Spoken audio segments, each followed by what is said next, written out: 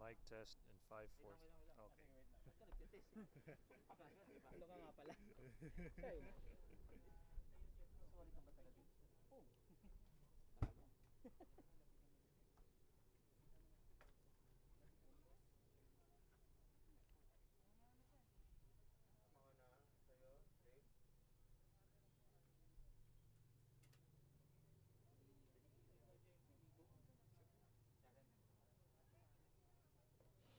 Okay. Hello, everyone. Welcome. 1, 2, 3, 4, 5, 6, 7, 8.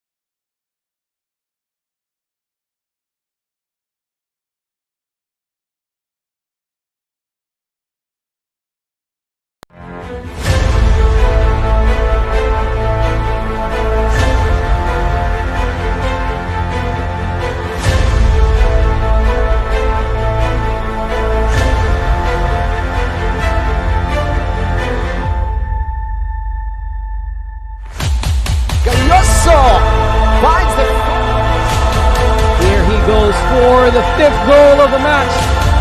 Daniel, crossbar and in. Oh, and that trickles in. Can Giro Daniel.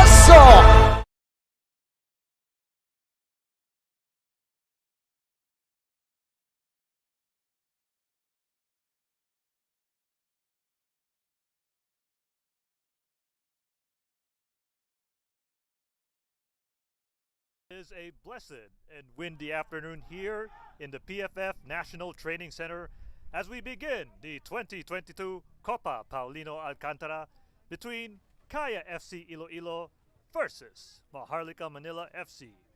We are your commentators for today. My name is Carlos Pineda and with me is Darren Hartman.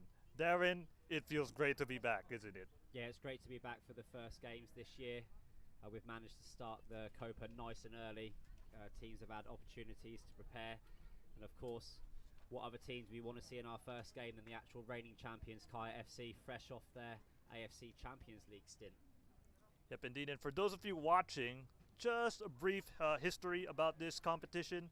This is the fourth staging of the Copa Paulino Alcantara Cup, with Kaya FC winning the competition twice in 2018 and 2021. And then, on the other hand, Ceres Negros, which is now known as United City FC, won the tournament in 2019. Hold our thought horses there, because this is the first time since the pandemic that the PFL tournament is not played in a bubble, as quarantine restrictions are eased to alert level 1 in Cavite. Oh boy, Darren, this is pretty exciting. Yeah, of course it is. I mean, it's made it easier for the teams to actually get onto the training ground. We can build a little bit of momentum from last year's bubble, semi-bubble, and the teams will be raring to go and expect a really good game this afternoon. Yep, indeed, and we're hoping that we're going to get a really good game between these two clubs. And for those of you watching, the champion will be nominated to the 2023 AFC Cup. But speaking of the champion, there'll be like 7 teams that will be competing in this tournament. And one of them, who is actually currently playing in this matchup, is Kaya FC-Iloilo. And they're currently targeting a third Copa Paulino Alcantara crown this season. However, they have one notable contender this season, which is United City FC, who will be returning to be part of the PFF's flagship competition. I mean, Darren, that's actually one of the biggest rivalries we have in the local football scene. Yeah, I think so. I mean, it's something to look forward to as well. That game will soon be upon us, but as it stands, we're really focused on what's happening today with Maharlika.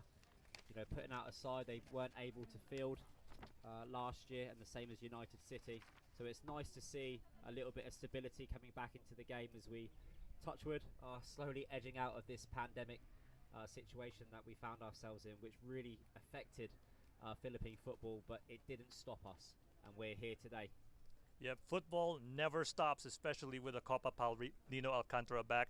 And speaking of the Copa Paulino Alcantara, here's the format of this year's competition. It's going to be a single round robin in which the top 4 will reach the semifinals. It's going to be the first seed versus the 4th seed, and then we have the 2nd seed against the 3rd seed in the semifinals. And then once that gets through, we'll finally have that grand finale on May 23, 2022. Yeah, it's nice to have the game spread out a little. It also gives the opportunities for players to recover better, for clubs to prepare better for games, and it all just builds up to a higher standard of football. Yep, indeed. And the high standard of football is what we're seeing right now in this upcoming matchup between Maharlika FC and Kaya FC-Iloilo. Now let's look at the starting 11 of Maharlika FC. So you have some recognizable names like Bandakin Fong, the goalkeeper, and then Christopher Lawless, one of their acquisitions. And then you have the Clarino brothers who will be making their way in the starting 11, both Miggy Clarino and Javi Clarino, and then Michael Sims, also one of the recent acquisitions of the club, and then the veterans David Basa. And then here for Kaya FC-Iloilo, we have Zach Banzon, who was like the hero against Sydney FC, although it was a losing effort. And then you have like individuals, Oskari Kekanen, like those young up-and-coming superstars, and some veterans like Robert Lopez Mendy, Carlisle Mitchell, Simone Rota. Boy, this is going to be some interesting matchups we have, Darren. Yeah, two different teams, 2 different contrasting styles of football. Of course, Kaya will be a little bit more settled in their rhythm, having come back from all their preparation building up to that game against Sydney FC. But I also know that Maharlika have put the hard work in as well. Plenty of friendlies, plenty of arranged games building up to today. But it all comes down to kick-off It's 90 minutes. You would say that Kaya FC are going to be favourites going into this game, but of course, the ball's round and anything can happen. Yep, indeed, anything can happen in the beautiful game of football. The unpredictability is actually adding up to the storylines of this matchup. Now, Kaya FC is like one of those interesting organizations because they're actually beefing up their roster, adding all of these young up-and-coming blood. And Coach Yu Hoshide has a really, really stacked lineup that's actually geared to dominate every possession game.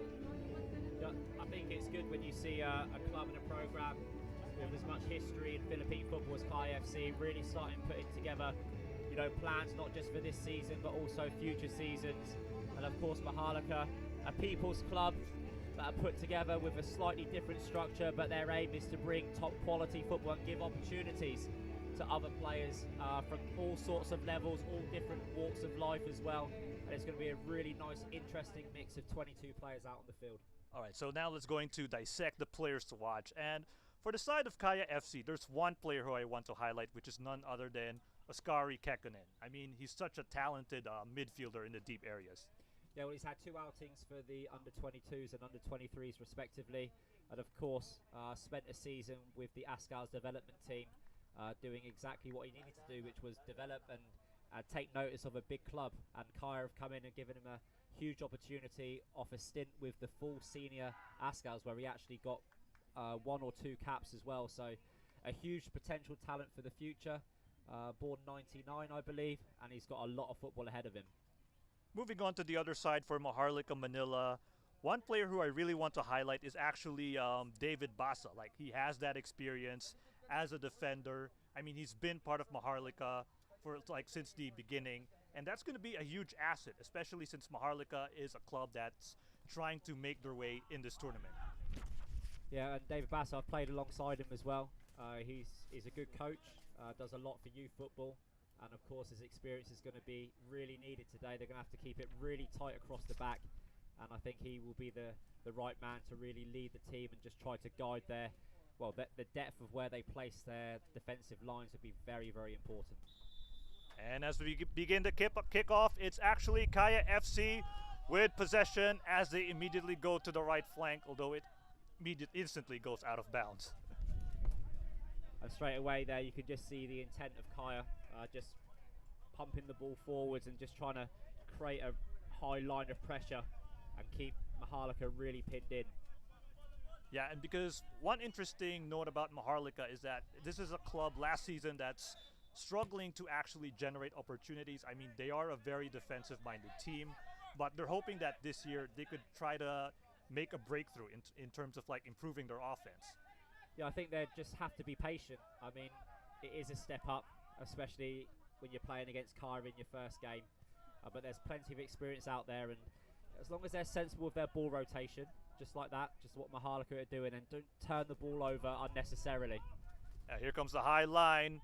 Whoever's going to receive it there for the side of Maharlika, but once again it goes out of bounds, so it's going to be at the possession of Kaya FC, and this is where they're very lethal. Like, we've seen this in last season's Copa Paulino Alcantara. They're really good when they have the ball at their disposal. And now here comes Oskari Kekkonen, the man who we're talking about. Simone Rota, one of the veterans of this team. Daizo. Back to Rota. Now Kaya, I like what they're doing. They're actually switching the play, trying to break this Maharlika defense. Yeah, earlier it was Kekkonen that was just sitting in that 6, and they've got a good rotation in there, and again, able to find the ball high and wide to Daizo, who's very, very good on the ball. Yeah, it seems the game plan so far of Kaya FC is to lob the ball to Daizo Horikoshi. And he's actually capitalizing on the right side of the flank, which he's actually showing it. He's actually showing some signs of life in that area. Yeah, he's a talented player. I mean, he was their go-to man as well in their last campaign. Scored several goals. But it's not just about the goals that he scores, it's the amount of work rate and the energy that he brings to that right-hand side. I know in some games he's had to step inside and play, but personally I prefer to see him out on the right where he's featuring today. And here comes Maharlika FC trying to regain that possession, but so far it's not really handled properly. And this is one of their issues last season. Like, they're trying to move the ball forward, they're trying to generate offense, but it's really not their game. So they're trying to like clog the central areas as well as the wide areas. But it might be difficult, especially with guys like Robert Lopez-Mendy, who we've just seen just trying to muscle his way across the defense. Yeah, they'll be looking for those clever passes, just try to split down the little channels, play in the little pockets as well. But it really will be tough for Maharlika today. I mean, they're doing okay at the moment. We're only in the first 5 minutes of the game, and there hasn't been any clear-cut opportunities for Kaya yet. So Maharlika look well prepared, well drilled for this game. I think they have to take it game by game though, and just make sure that they come into each game with a good game plan. Speaking of Maharlika, Darren, I'd actually like to ask you this question. Maharlika came into this game like with not a lot of like the match fitness. Like we've last seen them play in 2020 compared to Kaya FC, who a few weeks ago they played up against Sydney FC. Do you think it's going to be a major factor in this matchup? Yeah, being fit and having match fitness is different. I mean, you can train and train and train, but really being in the game and going through the emotions is one thing. And you can see there Kaya just a little bit sharper. It's to be expected. But of course, Maharlika, as long as they, keep going through exactly what they've been working on, they can keep themselves and build themselves into a rhythm into this game. Yep, indeed. And so far, the game plan of Kaya FC is still there, like with Horikoshi attacking the right flank. And it seems Lopez-Mendy is going to be their target man, like given his physical frame. If you're Kaya FC, you really want to capitalize on that, like in terms of his aerial presence. But you could actually further utilize his other skills, like the way he's going to control the ball with his strength. That's going to be a big factor because, like in the modern game, we have center forwards who do that. Yeah, if Kaya play with the way that they're playing, getting it deep and then playing quite quickly forwards, Maharlika can deal with that. I think where Maharlika will struggle is if Kaya starts stretching the game. If they start being more patient, keeping the ball deep and drawing Maharlika towards them and playing past them through their lines. But at the moment, Maharlika can deal with this. Yeah, and here's what I'm sort of worried about with Maharlika FC. Like, they're being pushed to the back forwards by Kaya FC. And what's even more bothersome is that I'm seeing their forwards like harassing Maharlika's defense. And that's going to be problematic because what I'm seeing is that Maharlika is a bit shaky once the ball is at their feet. And Kaya could actually generate more scoring opportunities. Although, based on my experience when I play Football Manager, is that as the match carries on, sometimes the nerves might ease a bit. I think it'd be a part of Maharlika easing into the game, but also game efficiency at this level is really important. And Kaya, with the number of games that they've had and the level that they play at, will be a lot more efficient with the ball. So as the game does, continue, you could see Maharlika starting to tire. And Kaya will know that going into the game, that they're the more efficient team. All right, here comes Robert Lopez-Mendy trying to outmuscle the defense. Well, he goal, but unfortunately, it's a foul as he managed to push off Osman Jeng. One thing I noticed for Kaya FC is that they have two really good deep playmakers. Rio Fuji is actually providing the passes towards Daiso, even Oskari Kekkonen. And then you have your forwards, like I mentioned earlier, Robert Lopez-Mendy dropping deep. But they also have like another one. Eric Giganto is actually also moving to the deep areas, trying to create more passing angles for Kaya FC.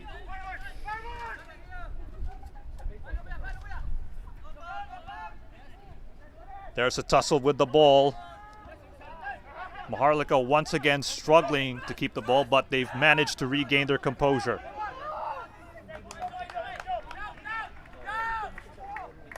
And Kaya FC manages to regain possession. Another wasted opportunity for the club that is known to be as the Koponan ng Masa.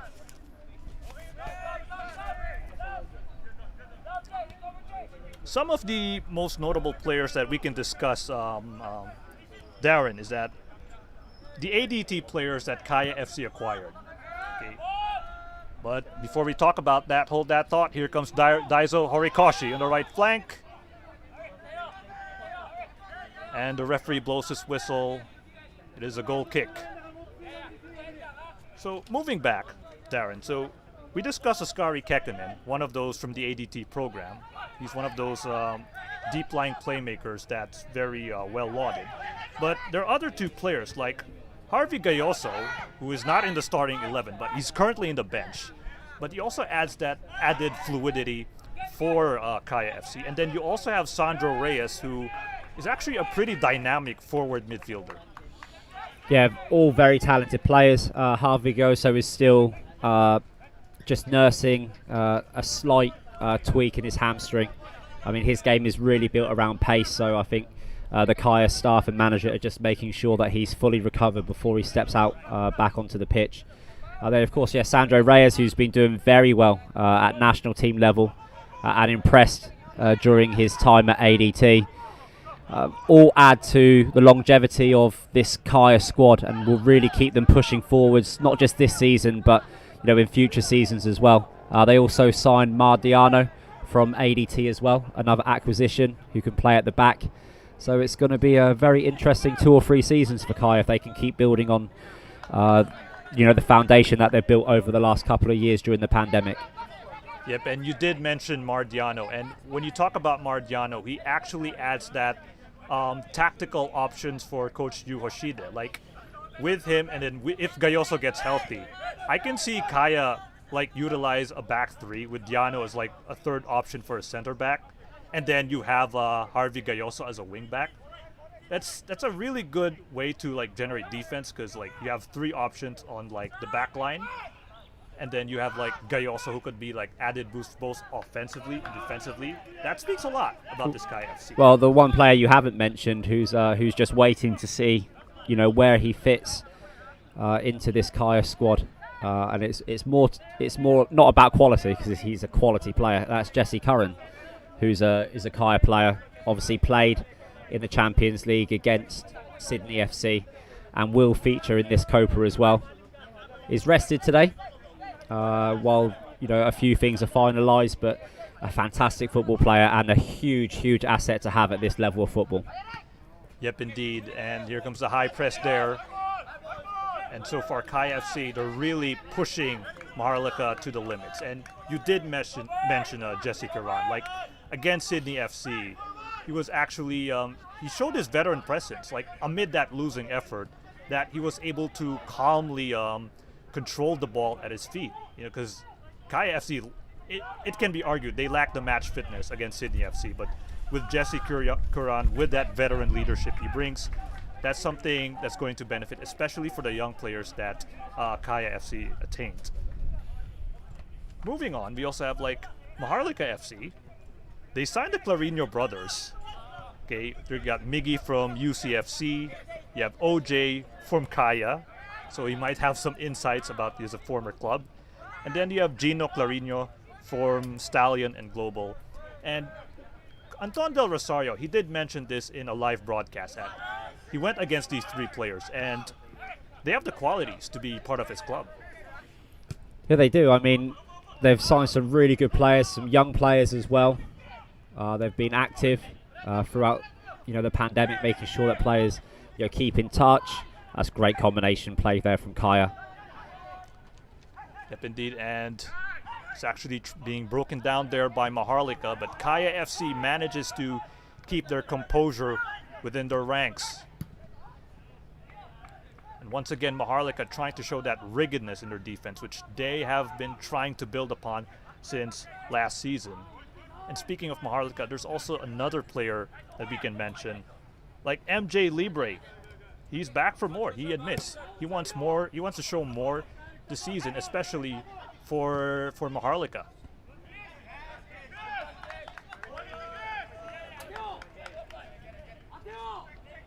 I actually learned something interesting about Maharlika.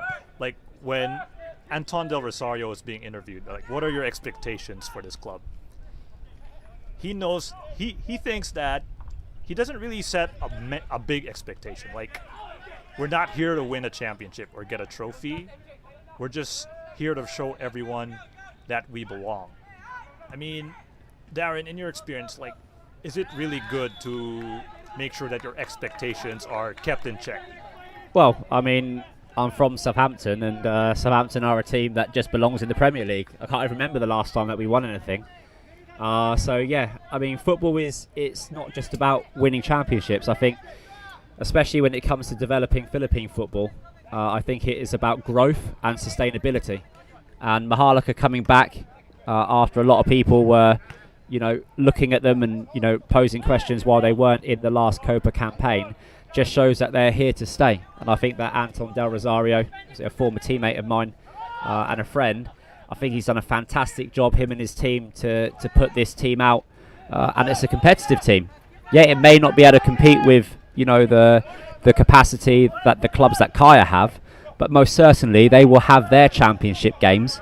Maharlika against Cebu will be a good game. Maharlika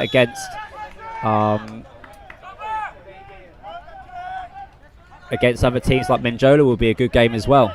But here you can see they're making this a good game. As I said, just before we kicked off, the ball is round.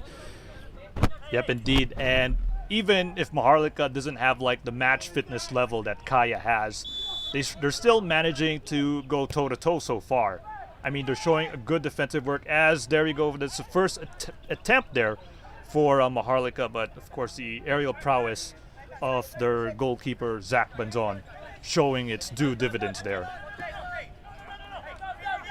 And Darren, I actually agree with you. Like, based on what I read, like if you're a manager, okay, based on the biographies I've read about football managers, you don't really want to set like an over-bloated expectation, because psychologically it might be a disadvantage.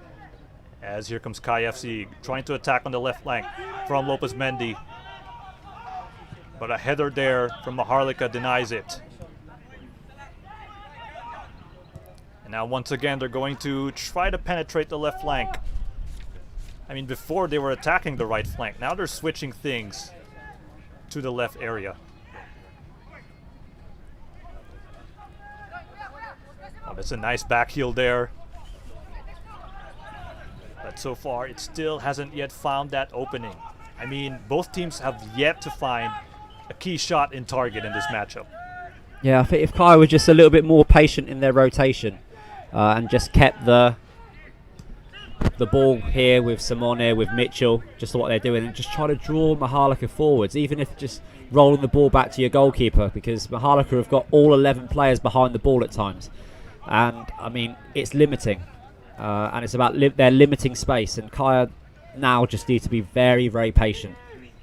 So you're talking about, since Maharlika FC, they're sending 11 players at the back. So a lot of coaches have different tactical philosophies in penetrating that sort of game plan. But if ever you're going to coach, let's say Kaya, how do you try to expose Maharlika's extremely compact defense? Well, number one, just set up a good rotation. You can use the goalkeeper every 2 or 3 rotations to try to pull Maharlika forwards a few yards, and then you've got to play in and out of your line. Make them believe that they can chase the ball back in when you play back into your low rotation, and then deeper shots when the opportunity's on, because that's another way that you can pull players forwards closer to the halfway line. But you've got to be methodical about it. And the thing is also is that you've got to be clinical when the opportunity does come, because you can't defend forever. That's not really the way that we're built. And you've really just got to make Maharlika believe that they can get the ball, and then just play through their line as soon as you pull them forwards. But when you do that, you have got to make sure that there's an end product. Yep, indeed. And you do have a good point there. You can't be extremely defensive. I mean, in the modern game where teams could just capitalize on some mental lapses, on the latter stages of the game, and that could be a perfect opportunity. I mean, another way that you can explore is the switching, which is what Kaya FC is trying to do so far, and even overloading areas, which is what's happening with players like Kekkonen going to the right, as well as Rio Fuji. And here comes the cross toward the central areas! What a save there by Bandakin Fong, denying the opportunity for Kaya FC. Yeah, but you see, that's okay, because there's an end product. There was a cross and a shot on goal. And that is what really will play in the back of Maharlika's head. Okay, we're sitting a deep line, but they still managed to break through and create this opportunity that you're seeing. And if you do that, it makes them think twice about their tactics. and they're thinking, hang on, if we're already deep and they're playing it in behind us, maybe we need to start stepping forwards a little bit and putting more pressure on the ball and stopping them dictating the patterns of play, which Kaya are managing to do now. Yeah, and so far, the first 15 minutes of the game, Kaya showing their dominance so far. Like, I'm seeing a lot of movement from their players, and it seems like they're slowly getting their comfort zone. Like, if before they're struggling to penetrate this defense, now they're gaining the important momentum. As you see, Kekkonen already penetrating towards near the penalty area. Now they're switching the play to the left. This could be another big opportunity for Kaya. And that big opportunity wasted as a long shot there for Simone Rota has been denied. But again, Kaya managing to play through the defensive block of Maharlika, and again another end product. It was a really nice driven cross across the front of the goal, and all the time that Kaya are doing that, it's really asking questions of Maharlika, and maybe they need to get a little bit closer to the press on the ball. All right, so here comes the first corner of the game. Here comes Kaya FC. Carlisle Mitchell is the main target man, or even Robert Lopez Mendy could be a potential option here for Kaya. Let's see how this corner goes. Bandakin Fong tips in the ball. And Maharlika, once again, saved by the heroic defensive effort.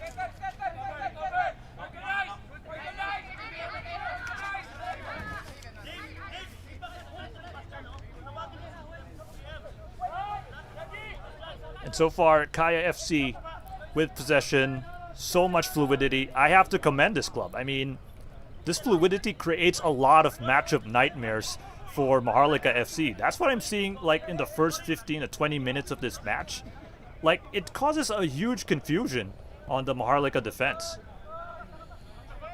Yeah, you're right, and they're getting their overloads in the right areas, and they're just able to pick their passes at the moment, and Maharlika are very, very deep. It's a very cagey game.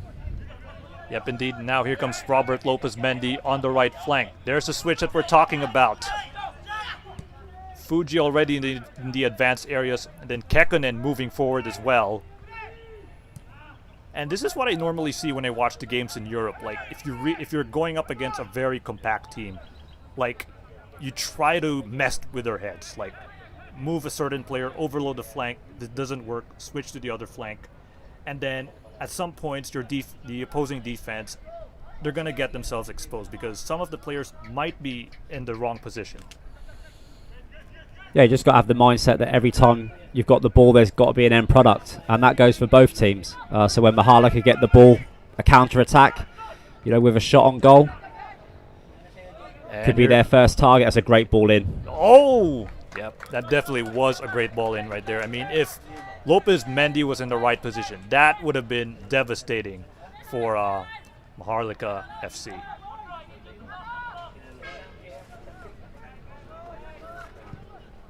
And Darren, one of the things I'd actually like to talk about, because we look at the players of Maharlika FC, like one of them, Christopher Lawless, he has like a very distinct hairstyle. Like, in your career, have you ever like sported a distinct hairstyle?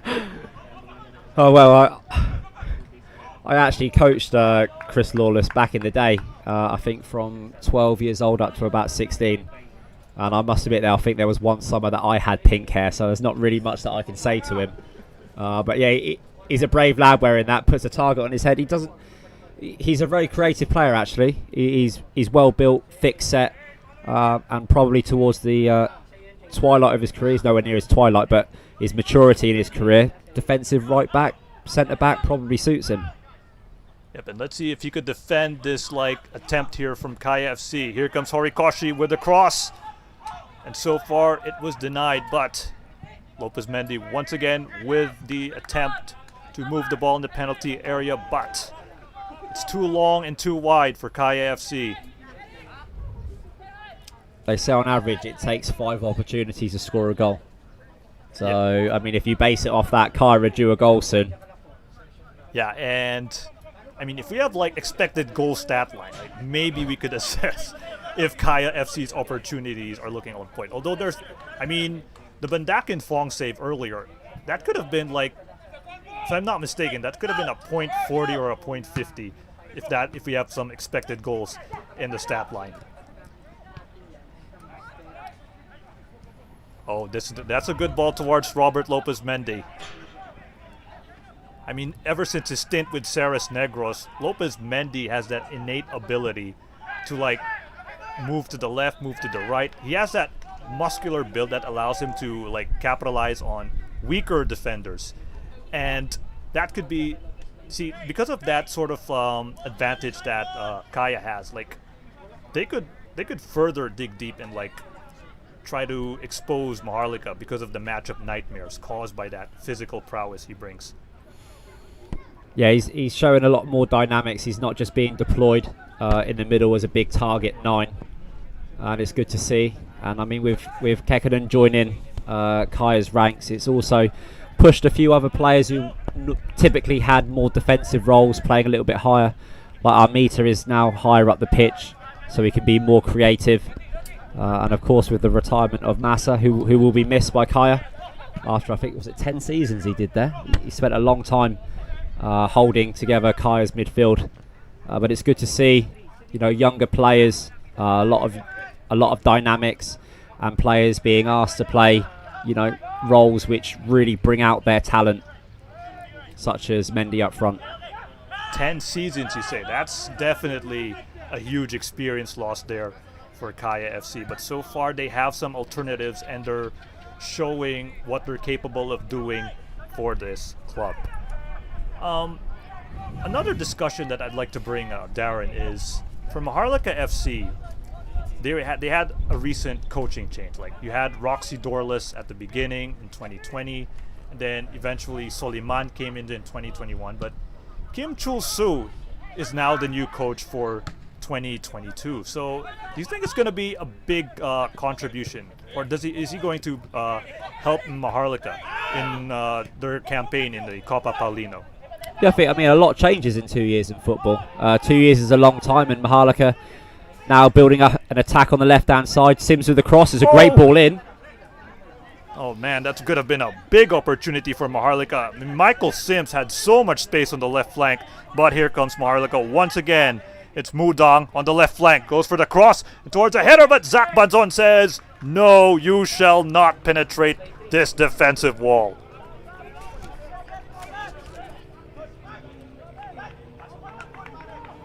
I mean, Zach Banzon, since that Sydney FC game, has been like that towering presence, or if not towering presence, even like a magician trying to make sure that the ball doesn't, you know, normally weave this way, because it could actually go 10-0 in favor of Sydney FC. And Zach Banzon showing his heroics there. But here comes Kai FC with a response. Mandakin Fong going 1v1 with Horikoshi, but that was denied by none other than Usman Jeng. Yeah, just a little bit of a lack of communication there at the back for Maharlika. But they've done really well to create 2 opportunities against the run of play. Counter-attack, which we already know that Maharlika can do. And there's a great shot there. This will be a rebound. Oh! Robert Lopez Mendy misses the follow-up opportunity from Daizo Horikoshi. That's a major loss there for Kai FC. Fantastic snapshot there from Daizo, testing the goalkeeper. And I mean, in Mendy's defence, he didn't really have a lot of time to react there. Yep, indeed. And of course, here comes Maharlika. They're trying to regroup. So far, their game plan of utilizing on Michael Sims on the high line is slowly proving its presence here. I mean, Sims could be like one of their assets because of the speed that he brings for Maharlika FC. But of course, when you're starved in possession, you won't be able to capitalize on that asset if you're Michael Sims. Now there's a huge tussle there between Clarino, Miggy Clarino, or actually no, Eric Giganto, I mean, and Usman Jeng.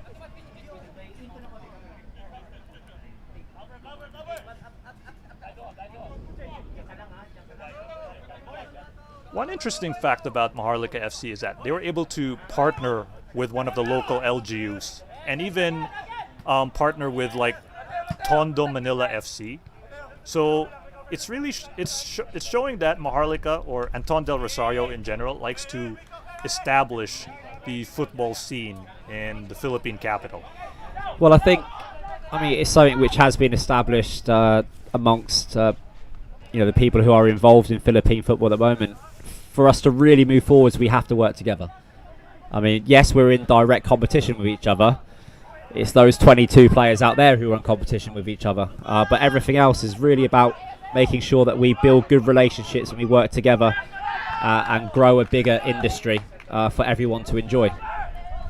Yep, and I agree because, Philippine football, I mean, there is potential for it to grow, and we need people who can actually move the scene forward. And I like what Maharlika is doing. Like, they're trying to establish the grassroots in Manila. I mean, Tondo FC is a good club to start.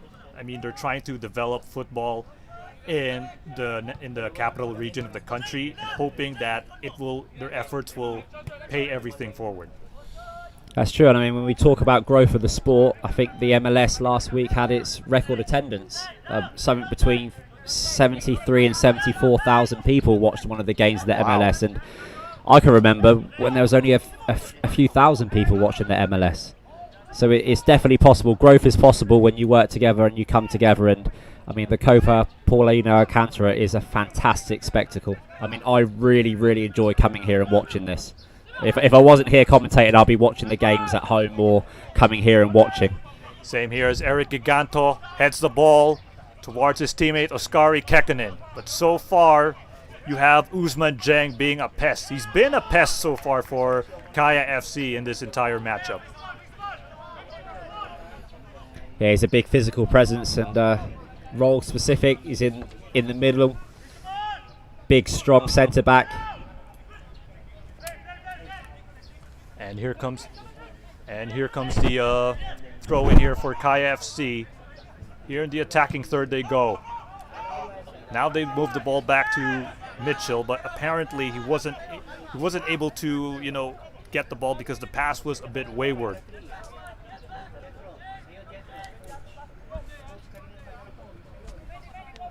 Now, Darren, earlier we did mention Coach Kim, but I also heard a very interesting anecdote about Coach Kim.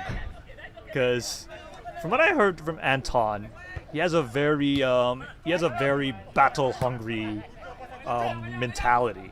Like, even with the ruptured Achilles, okay, he manages to go into the pitch, like, oversee everything.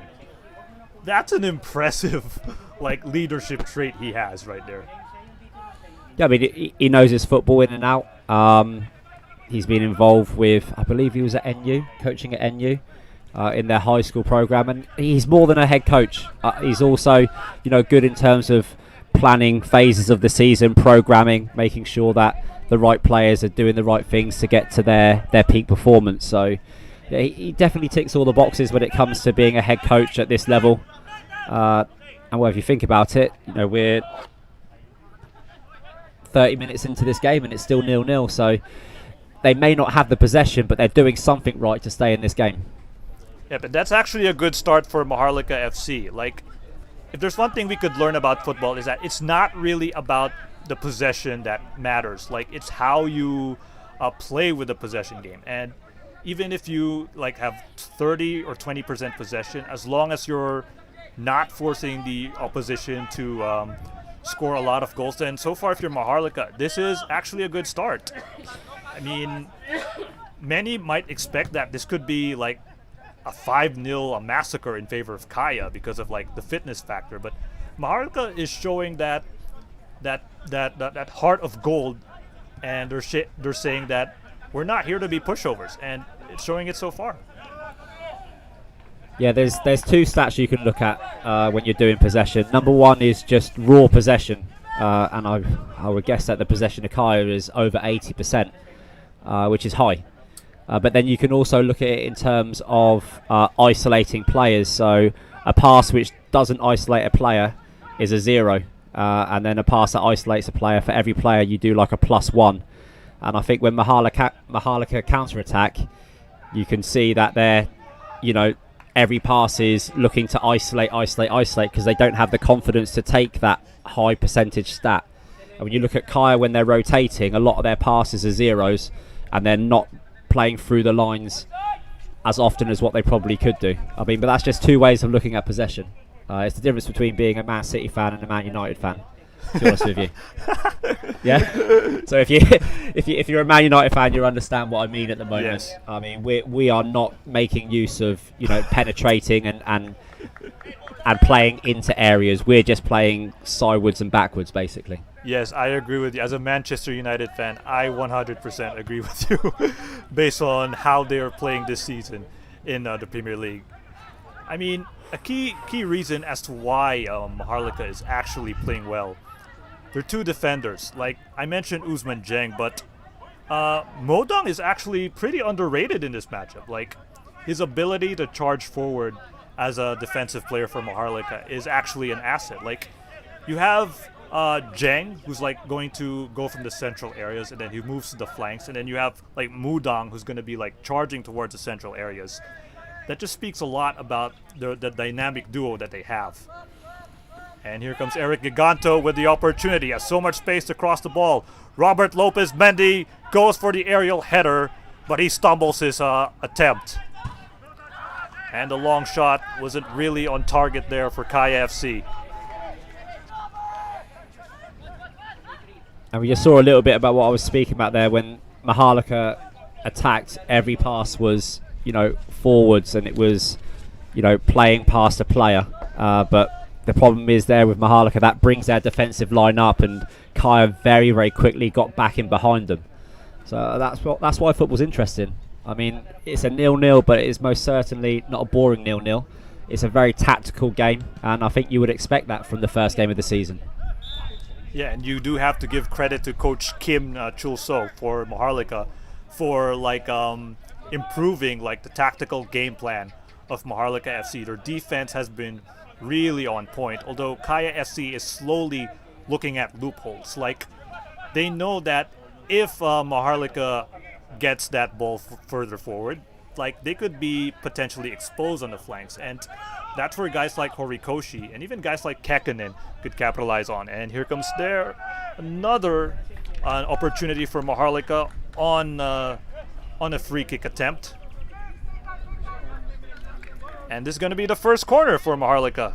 This could be the momentum boost they need.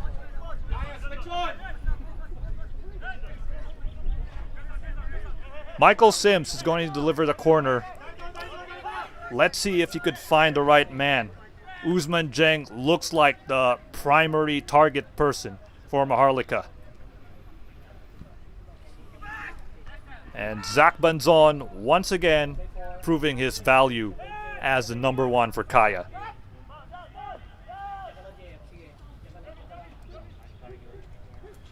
And Kaya going to regroup. It's Kekkonen, their deep-lying playmaker. Fuji to Eric Giganto. Oh, what a nice 1-2 there with Rio Fuji. Can he keep the ball alive? There's a cross from the right flank. But Giganto manages to shuffle the ball at his team's favor. Simone Rota. Kekkonen. Kaya FC switching the ball to the left, but apparently they find an opening in the central areas. Oh, this is a nice control there for Kaya FC, but once again, Maharlika just muscling their way in front of the penalty area. A good sequence there for Maharlika on the defensive end.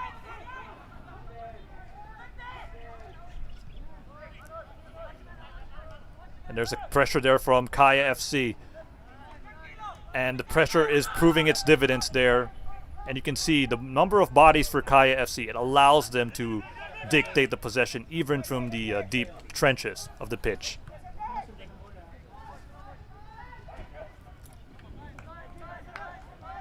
And you can see there the experience of Carlisle Mitchell. He has that physical prowess, and then he also has that ability to calmly command the ball at his feet. Now here comes Arnel Amita to Robert Lopez Mendy with a control. but he was smothered there perfectly by Christopher Lawless. Yeah, excellent football and just slipping the ball in. Good movement as well from Mendy, but well read by Chris Lawless there. Just doing enough just to intercept the shot, but now Maharlika will have to deal with the corner. Okay, so we only have like less than 10 minutes left. So if you're either Maharlika or if you're Kaya FC, like how do you score, Darren? But before we begin, here comes a attempt there, a corner kick by Horikoshi. Kekunen towards the penalty area, and another denial there. Kaya FC lobbing balls inside the penalty area. I mean, well, the easiest way to score goals is sure goals, which is from overloads. But of course, you know, teams come into these games well prepared and will try to minimalise any sort of overloads in front of the goal. So of course you can leave it down to number of shots. You can just try to keep on making sure that you're creating opportunities. But really, the best way to do it is by combining in the right area with the right players and have the right forward momentum. Third man running off the ball is exceptionally hard to defend against, and I think at times, you know, perhaps Mendy is just a little bit isolated up front. When he's drifting, he's the one pulling space for himself, and if they can work it so Mendy pulls space for someone else to move into, then they could be very dangerous to play against Kaya.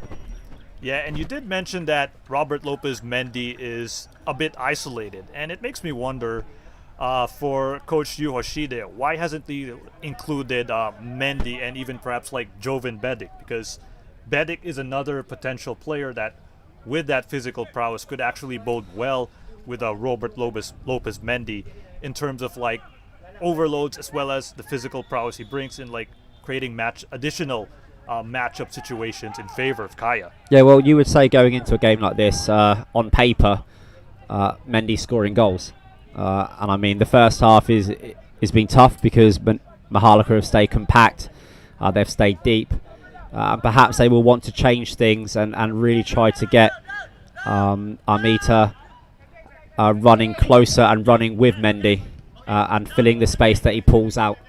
I mean, when you assess the game, they've got the ball wide like they're doing now. But really, they haven't been able to get the ball wide and beyond Maharlika because they've been so deep. So it's just going to be a few tactical adjustments, and it's one of those things. It's chess, and once they unlock the Maharlika defence, they will score more than one goal. It's just about being patient. Yep, indeed. Yeah. Here comes a long ball for Simone Rote. A flick in by Robert Lopez Mendy. Arnel Amita with the ball. Could this be an opportunity? But offside, the linesman raises the flag.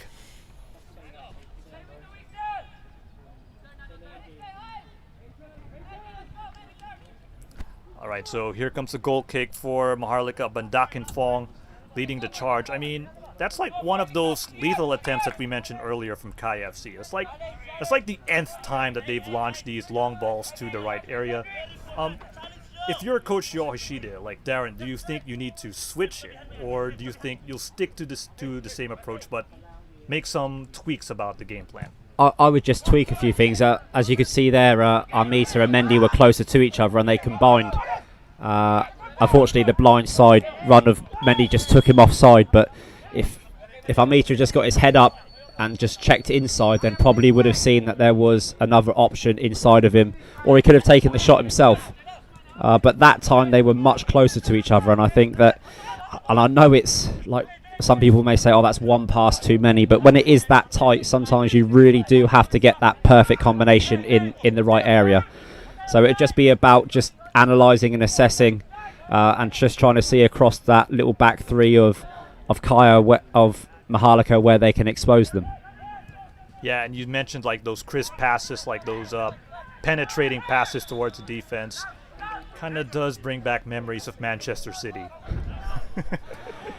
Well, Maharlika play with three centre-backs, and it looks as if they have a wing-back system, and when they get in a line, there's five of them, and their six, their holding centre-mid is also sitting very deep, so it's almost six players that they've got to play through. I mean, the pitch it's a good width, but still it leaves only a little bit of space. It has to be perfection.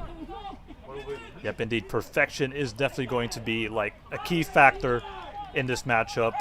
And a free kick here in favor of Kaya FC. Can this be the breakthrough that they desperately needed?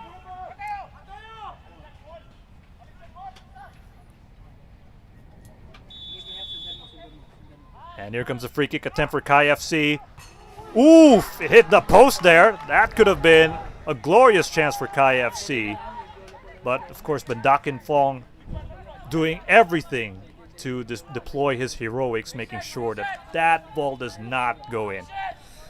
Yes, denied by the woodwork, or metalwork in this case. But Maharlika's defence still holding strong. We're almost at the end of the first half. And I don't think Kyle will be disappointed with the way that they played. They would have wished that they have scored a couple of goals converted from their possession, but Maharlika most certainly will be the happier team at halftime, should the result stay at 0-0. Yeah, actually Kaya FC had really, really good chances, and Maharlika had like one potential opportunity from Michael Sims. As we see, the players are complaining with the referee, but so far the play is going to be moving on forward for Bandakin Fong. And this could be like, you did mention, both teams are actually playing well, and you did mention that Maharlika will be the happier team, which I agree, because so far,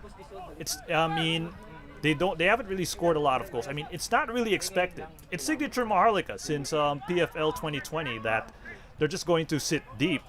And so far, you'd expect Kaya to be raining goals, but Maharlika is just proving that they're here to make sure that Kaya is not going to find an easy opening.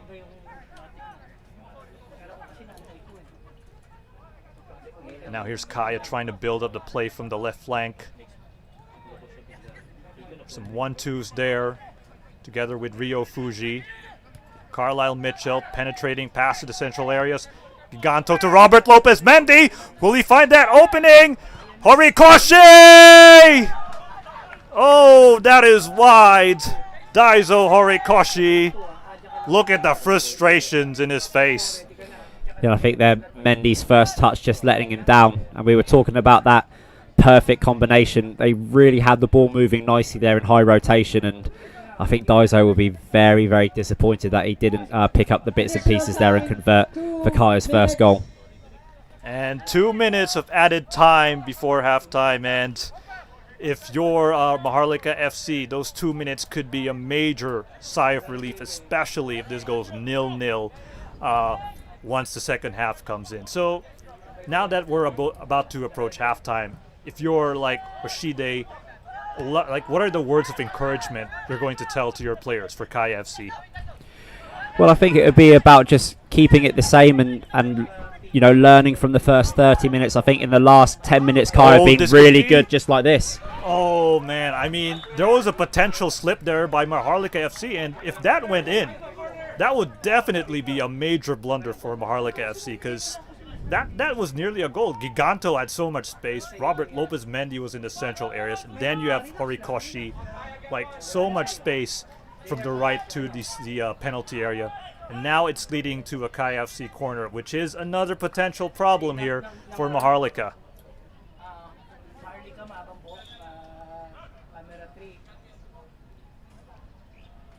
And both teams trying to position themselves perfectly in this corner attempt. I mean, so far the set pieces, Kaya slowly showing that they are dangerous in these attempts.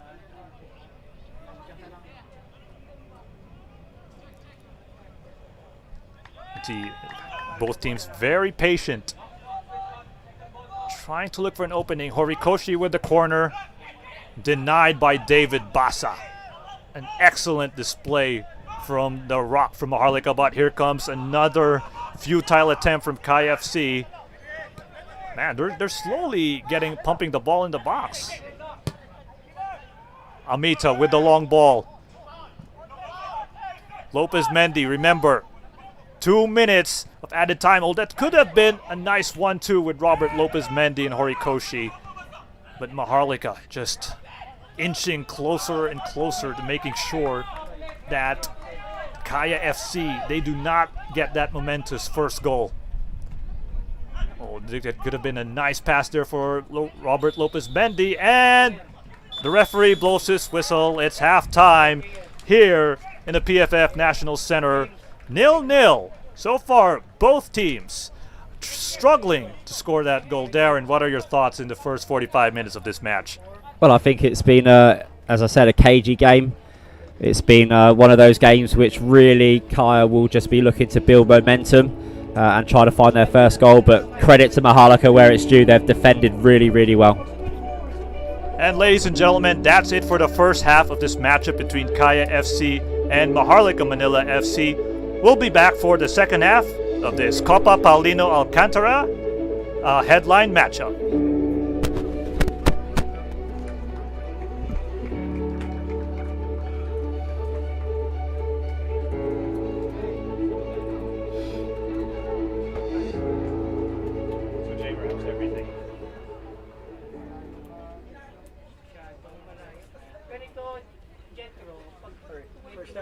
Ladies and gentlemen, the halftime score. You don't have to. Where did we stop here?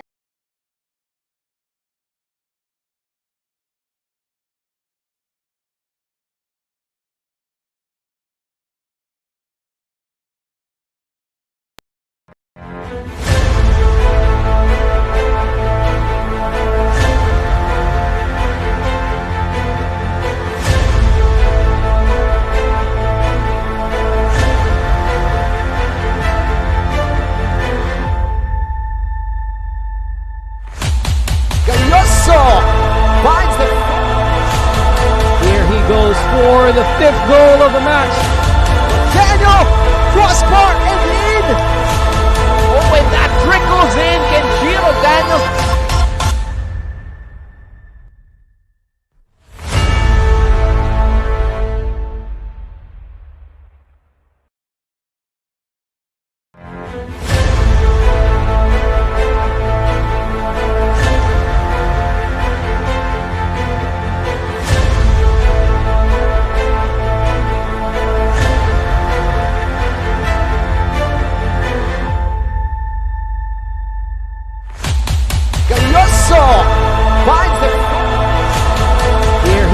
For the fifth goal of the match.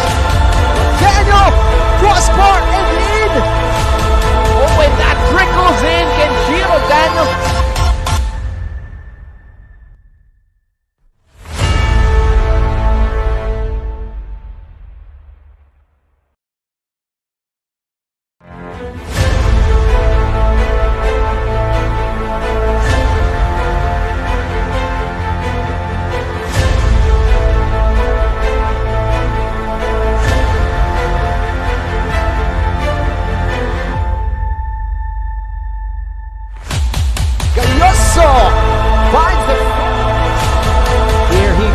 For the fifth goal of the match. Daniel, crossbar and in. Oh, and that trickles in. Kenshiro Daniel.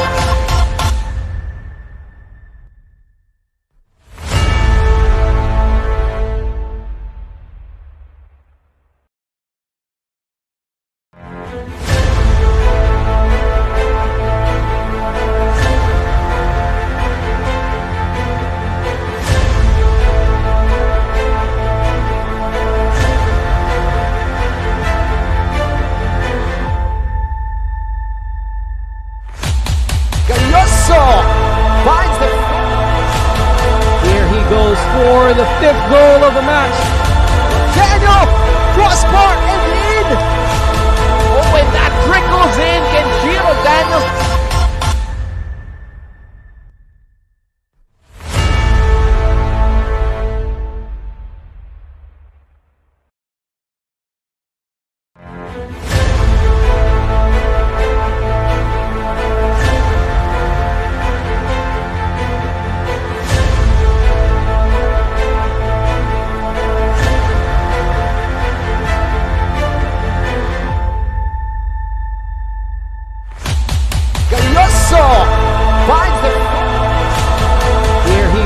For the fifth goal of the match.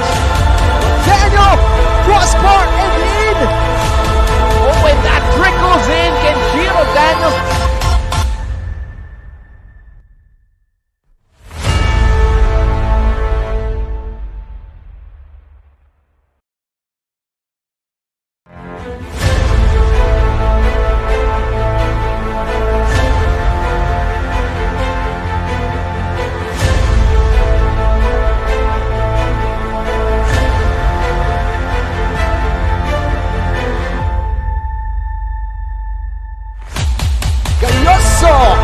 Finds the. Here he goes for the 5th goal of the match. Daniel, crossbar and in. Oh, when that trickles in, Kenshiro Daniels.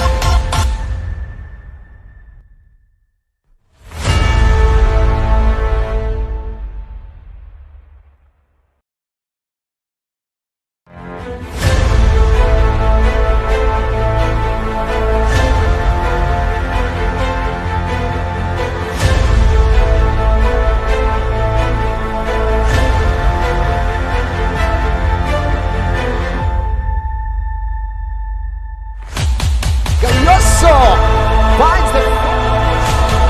Here he goes for the 5th goal of the match. Daniel, crossbar and in. Oh, when that trickles in, Kenshiro Daniels.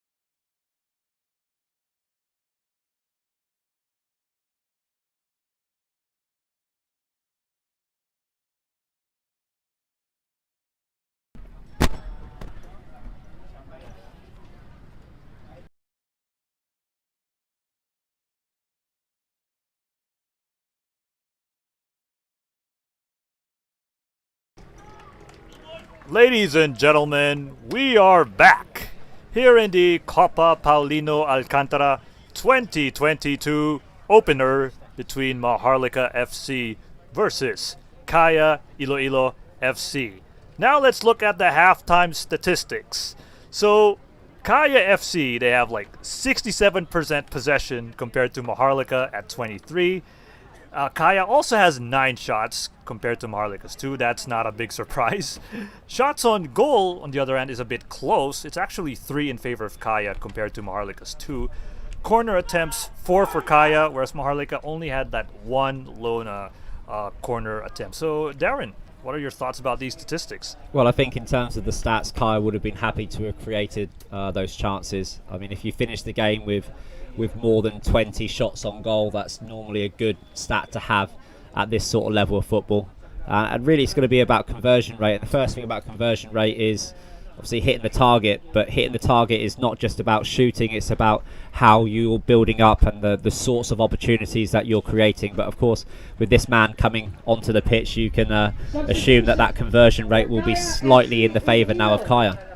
Yep, and here comes the substitution for Kaya FC. The hero of the Copa Paulino Alcantara of last season for Kaya FC, Joven Bedic, is finally coming in, replacing Shermar Felonco. This might be a massive offensive boost here for Kaya FC, don't you think, Darren? Yeah, I think that's phase 1 really of trying to get a goal, and I think the second phase would be to bring Sandro Reyes in for a little bit more creativity and finding that key pass and that through pass in the higher areas of the pitch. Yep, you did mention those key factors from Sandro Reyes. Like, we've seen that during his stint with the Ascos development team, that through ball attempts he brings from the advanced areas, which actually builds a lot of synergy when paired with Oskari Kekkonen with his deep line playmaking skills. But so far, we're not going to see it in this matchup yet. Maybe sometime, depending on Yu Hoshide's timing in terms of tactical decisions go. As the second half whistle begins, this time it's Maharlika FC's time to shine. And so far, possession, Kaya FC proving their utmost value.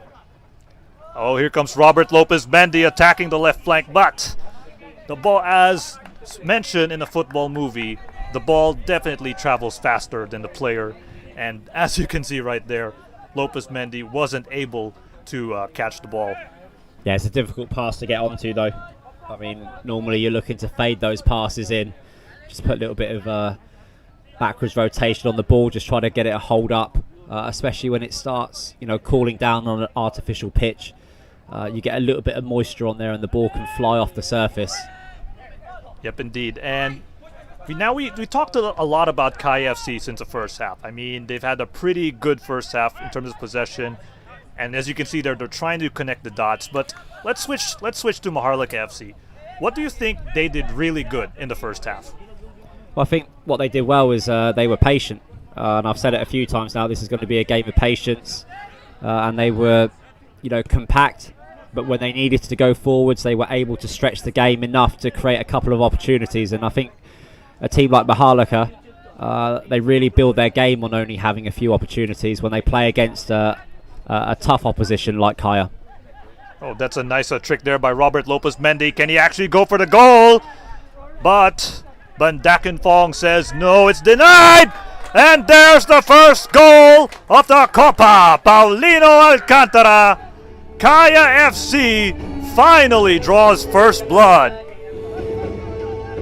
And it's that man of the occasion, Joven Bedic, showing his worth here as a substitute here for Kaya FC. And when it come from a little bit of confusion, but that's what good teams do and good players do. They capitalise, and Kaya find themselves 1-0 up very early in this second half. And I think the confusion would have been, I think the goalkeeper was on the floor, a couple of players stopped, but of course that old rule, that old saying is you don't stop until you hear the whistle. Yep, indeed. Oh, actually, it's not Joven Bedic. It's actually Daiso Horikoshi who scored the first goal, as confirmed there by our support staff. And Kaya FC trying to build up with Robert Lopez Mendy. But, I mean, Bedic actually has some major contribution there in terms of like that first goal. So it's really showing that Yu Hoshida is actually making the right changes so far in this matchup. Yeah, and also Kai making the substitution at half time, and we can assume that Maharlika is the team that is fatiguing faster. So just fresh legs sometimes makes a difference. I mean, you change the dynamic. Yep, indeed. And the fatigue is going to be a major factor, especially in the second half, because that's where teams are slowly beginning to capitalize on the crumbling pieces. I mean, you can see Maharlika trying to do the same in front of Kai FC with that high press in front of Audi Menzi. But so far, I mean, Kai FC just standing tall, but Maharlika slowly getting the ball back at their favor.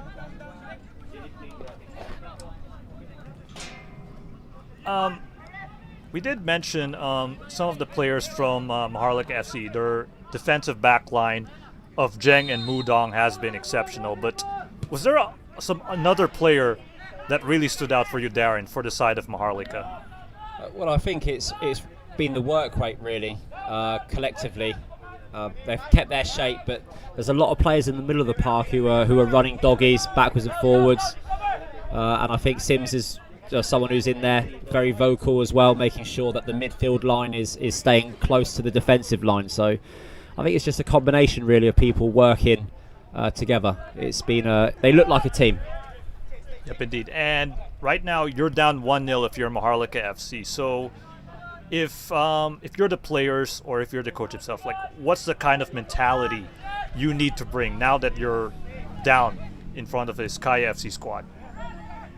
Here comes Robert Lopez Mendy, capitalizing on that aerial presence that he brings.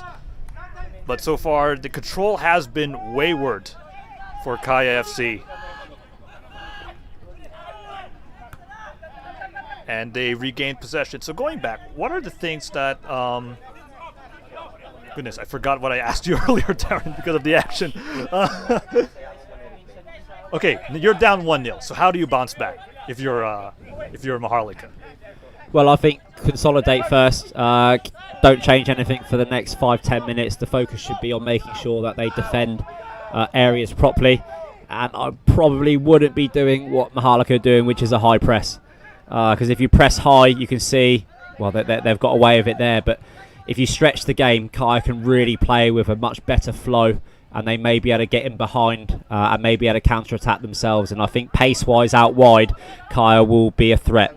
Yep, indeed. And so far, the high press is slowly opening the defensive lines of Maharlika FC, as we're seeing right there. And you're definitely right, Darren. Like, Maharlika FC are going in from a psychological desperation mode because of the fact that they're really trying to get their revenge. But so far, Kai FC, this could be another attempt, as Robert Lopez Mendy was denied by the woodwork. Yeah, I think the attitude should be really that nothing's changed. I mean, they conceded so early in the half that the game plan should not change. And then just wait and see how the game, phases out in the next 5-10 minutes. Yeah, I think the high press should have been done like in the latter stage of the game if it's still 1-0. Like, I agree with you, like, maybe they should relax a bit. And I mean, as you can see there, like, it's one of those attempts that could be nerve-wracking for Maharlika FC. I mean, maybe, like, they're trying to deny the possession game that Kayas has been dominating, but we did mention Kayas so good with possession that even if you did not try to deny or you go for, like, that high press or Gegen press, they're still going to find some loopholes.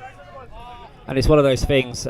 At the moment, with the tempo being the way it is and the way that Kaya are swinging and rotating the ball, it plays into Maharlika's comfort zone because their movement is, limited because they're staying so deep. But as soon as they start sprinting and going end to end, it really plays into Kaya's favour. All right, here comes the attack by Kaya FC. Eric Giganto on the left flank. There's the cross. Menzi recovers the ball, being pressured and harassed there by Mudang. Earlier, I saw Jovan Bedic, like, he was able to pass the ball with his shoulder, like, blam, like, that's so impressive to watch, I gotta say. Yeah, he's a good player, a nice lad as well off the pitch. I know that Kaya's youth policy is getting stronger and stronger, and a lot of the younger players who go and train with their first team You can see there just a little bit on the shirt. But a lot of the younger players who train with the first team are saying that Bedik is one of the first players really to reach out and talk to them and try to guide them through the sessions. Yeah, and that speaks about his leadership, and that's going to be like a crucial factor. I mean, sure, Kaya FC has a lot of talented players, but you do need that one player who could be like the primary facilitator or like the primary leader that you can follow through. And here comes Robert Lopez Mendy with a free kick attempt, but that was denied. And another lob ball towards the penalty area, towards Arnel Amita. And once again, it's like a repeat of the first half here for Kaya FC. And Maharlika FC are about to make their substitutions. This could be the answer that Kim Chul-so might desperately need here in the second half. Here's one of them. Michael Sims is gonna be replaced by Joseph Ryan Fermin. So Sims actually had one energetic play on the left flank, but afterwards he sort of struggled, so maybe the fresh legs could be an important factor. But there's another one as well. Michael Basa is going to be replaced, so your veteran defender, David Basa, my apologies there. David Basa is going to be replaced by Gerald Facturanan. Player number 18, David Basa, replaced by player number 27. So, Darren, what do you think these two substitutions how are they going to aid Maharlika in the second half? Well, I saw halfway through the first half that David Basa is heavily strapped on his thighs, so I mean, perhaps it is just about conserving him and making sure that any injury or any tweak that he's feeling doesn't become worse. But also fresh legs. I don't think they will change their game plan. They just need to keep it fresh for as long as they can. Yep, indeed. And they definitely need those fresh legs, especially if they want to keep Kaya off the bay in the offensive game plan that they have. And that could be another goal-scoring opportunity. But Bandakin Fong says, not today. It will definitely not be 2-0. I mean, I'm certainly hoping that this Maharlika team has the heart to bounce back. And Carlisle Mitchell with the risky tackle, and this could be an opening here for Maharlika FC. There's the first shot on goal in the second half for Maharlika, but Zach Banzon just showing he's got the class to be a top keeper for Kaya FC. I think that's one of the things which will come with experience as well. Shots like that really at this level will very, very rarely beat a goalkeeper. You've got to connect with the ball cleanly. Yep, indeed. And speaking of connect to the ball cleanly, that's what Kaya FC is doing right now. I mean, the through ball by Amita to Lopez Mendy, but the ball there by Giganto seems to be a bit high for Kaya FC to receive. I mean, so far Maharlika just showing off that fresh legs that you mentioned earlier, like in that attempt.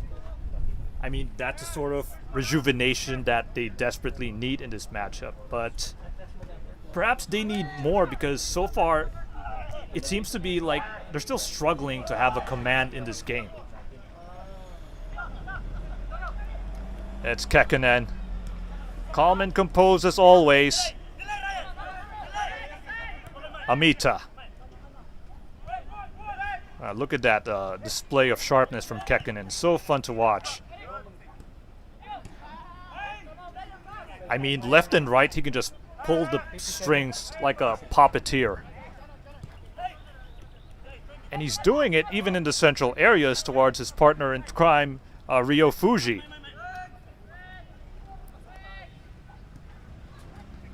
And if you're Maharlika, with that sort of presence that Kekkonen brings, Darren, how do you deal with that if you're Maharlika?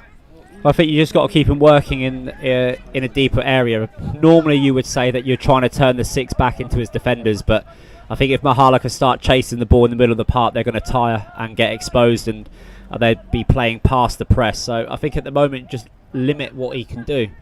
I don't think it's because of Maharlika's defending, but they are managing to keep Kaya on one side of the pitch long enough that they're not able to swing out. Because if they could swing out from this left side to the right hand side, then Maharlika would be in all sorts of problems if they can get the rotation punched really, really quickly. 57 minutes have gone by for this matchup, and Kaya FC slowing how dangerous they are as Robert Lopez Mendy once again denied. I mean, that was a great play. The 1-2 passes there to Arnel Almeida, the synergy perfectly done. But the sort of luck not in favor of Kaya FC in that attempt. And I agree with you when you said that the best way to deal with Kekkonen is to move him in the back, because teams in Europe have actually done that, as we see there the replay, ladies and gentlemen, that attempt there by Kaya FC. But you do have a good point. Like, I remember, Luka Modric, one of the most influential midfielders from deep, he was forced to sit back by N'Golo Kante. And that, I think, should be the game plan that Maharlika needs to do to make sure that Kekkonen doesn't have that freeway, because it seems he seems to have a huge grasp in this game. Yeah, but I think they are keeping him deep, and they're worrying about the attacking centre midfielders' movement, which is okay. And it probably suits what they're capable of in terms of their physical output. Yep, indeed. And so far, Maharlika FC once again struggling in this matchup, trying to move the ball forward. I mean, they're trying to dig into the opening. As you can see there, one of the Clarino brothers trying to look for an opening. But against a player like Carlisle Mitchell, I mean, Darren, if you're up against him, given the sort of veteran leadership he brings, I mean, if you're Clarino going up against him, how do you deal with him? I think in possession it's very difficult to get the ball from him, and I think if you're attacking, I don't think you can do it by yourself. It's not because of Mitchell, it's because of Mitchell's positional play and the way that he works with his the other two centre backs. So their cover is very good. So if you're going to attack, it's got to be at least 2 people, 3 people if Maharlika can get the extra man involved. And 60 minutes have gone by, and it's 1-0 in favor of Kaya FC.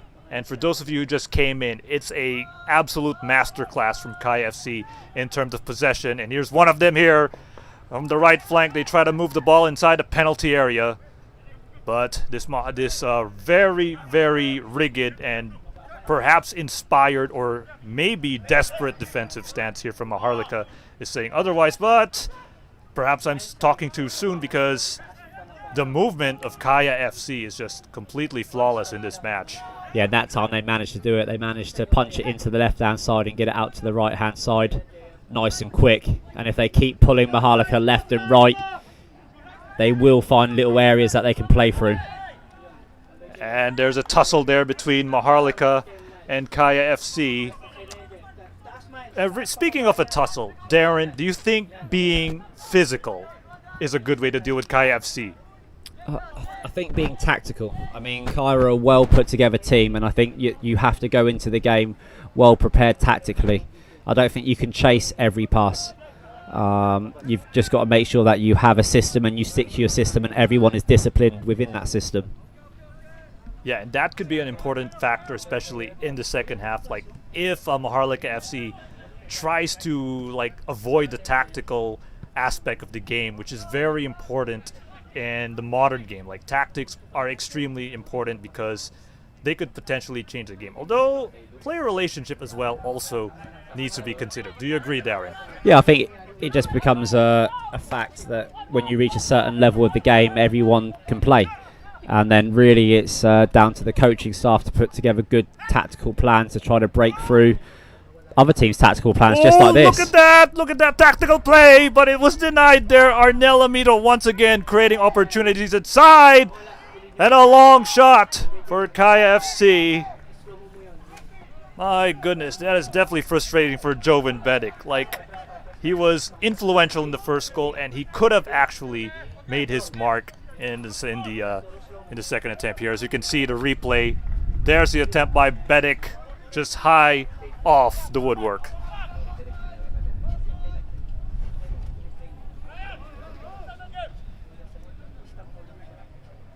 Now, if you're going back to the game, if you're Maharlika, you know, if you're Bandak and Fong, seeing that you have your sights on the defense. I mean, Kaya's penetrating the defense of Maharlika. Like, what do you say to your teammates? Well, I think, like in this occasion where Maharlika are able to get up the field, is perhaps just move your lines forwards with a little bit of energy. And I know it's hard, but try to keep your back three stepping up and keeping Kaya thinking at least. Yep, indeed. It's hard no matter what. I mean, you can see a potential opportunity here for Kaya FC. Amita, he actually managed to burst past that stalwart defensive play by Maharlika FC.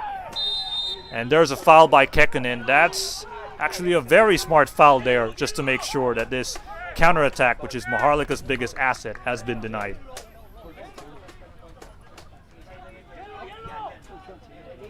And the coach actually is screaming for a yellow for Maharlika FC.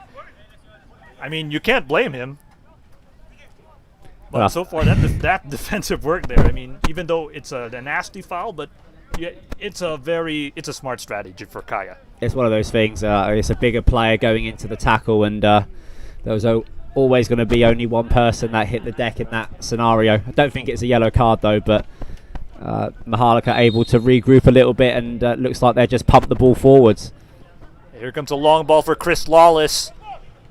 Maharlika looking for that equalizer, but the referee says, the linesman, says, nope, not in my watch. That was just an offside. And Maharlika, I believe that's like the second time, or that's the first time that an offside happened. Yeah, well, they were high. They didn't quite check the line when the ball come back in. Here comes Kaya FC once again. Jovan Bedek against Chris Lawless. Can he win the 1v1 duel? But Lawless says, I'm definitely going to make sure that you will not score the second goal. And here comes another potential substitute. All right, the substitute for Kaya FC. Here he goes. Sandro Reyes, the ADT prospect, is going to be replacing Rio Fuji, one of the partners of Askari Kekkonen. Now, it's going to be the ADT partner between Sandro Reyes and Askari Kekkonen. And this is a good time to introduce a player like Sandro Reyes into the game, where it's starting to open up a little bit. There'll be less physical contact. That's a part of his game that he's working on. I can see he's filled out already from the last time I saw him play in the Copa. And of course, his creativity will cause Maharlika all sorts of problems. And he brings in that youthful exuberance. Like, before the match started, when I saw Sandro Reyes in the warm-ups, he had that huge smile. He had that, youthful energy in him. He's so excited to finally play his very first Copa game here in the 2022 season. And that speaks a lot, because that just shows you that this kid, this young player is driven to succeed for a club of this caliber, Kaya FC, which is a very historical organization in the Philippines. And one of the players from Kaya FC is down here, and this might not be a good sign. I believe that's Eric Giganto, who is currently down. And Robert Lopez Mendy showing the support to his teammate. And the substitution might potentially come in, as Arboleda is potentially showing that he's ready to go. Oh, this is not really good here for Kaya FC. The injury woes are looking pretty deep so far. This is definitely a huge momentum blow for actually both teams, if I'm not mistaken, Darren. Yeah, it's not what you want to see as well. First game of the season. Kaya have come in, organised, and with a squad which is being prepared. And in a game that you're really in control of in terms of possession and dictating what you do. You don't want to be picking up injuries this early in this particular campaign. Yep, indeed. And Eric Giganto, I mean, he's been exceptional in like creating opportunities for Kaya FC, and especially on the left flank. I mean, he actually formed a partnership with Arnel Amita as well as Robert Lopez Mendy. So that's going to be, I mean, it's been consistent, like the first half, the second half, and now he's going to be subbed. And here comes the replacement for Kaya FC. Eric Giganto, your services will definitely be lauded. And here comes Fitch Arboleda coming in, who against Sydney FC was actually viewed as the villain for the penalty that he gave away, as well as the numerous flaws he did on the defensive end. Well, the thing is with Kaya's squad is it's well matched, it's well paired, so they have a lot of like-for-like changes. Exactly what we're seeing now with Fitch Arboleda coming in and can play the same role as the player that we're seeing being replaced. And also, as their depth of squad slowly increases, you'll see that they also have a few substitutions which can change their style of play. Like when you see Sandro Reyes come in and bring a little bit more of creativity and flair. I mean, it's a generational team, Kaya. Just like to quick mention, I saw the former captain. I don't think you say former captain. I think once a captain, always a captain. Ali Borromeo is watching this game today. I've not seen it for the whole of the pandemic, actually, but it just goes to show, I mean, it really is a team that has history and progression, and now a second and third generation of quality players coming through. Yep, and there's a nod to Ali Borromeo, one of the most important players for the Philippine Azkals during the height of the heydays in the early 2010s. And I mean, speaking of the Azkals, you have some of the next generational players proving their value here. But beside that, there are also the veterans of the Azkals, and even the veterans of Kaya FC, like the likes of Ozzie Menzi as well, Carlisle Mitchell, Simone Rota, proving their class. And Fitch Arboleda is one of those veterans, and he's hoping he could redeem himself in this match. Here's Maharlika trying to win the ball back, but Sandro Reyes, he may seem to be like the youngest member in the Kaya FC ranks, but so far he manages to calmly move the ball in favor of Kaya's disposal.